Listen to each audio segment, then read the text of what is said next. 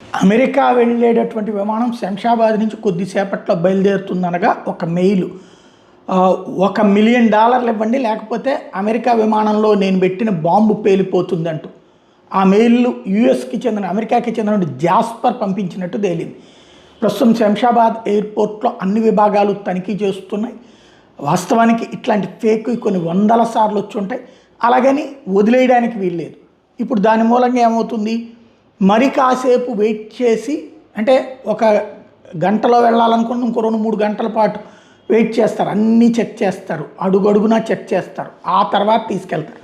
ఇది ఒక్కోసారి వాళ్ళు ఎవరన్నా ఎక్కడానికి లేట్ అవుతుంది అనుకుంటే దాన్ని లేట్ చేయించడం కోసం కూడా ఇట్లాంటి నాటకాలు ఆడుతూ ఉంటారు.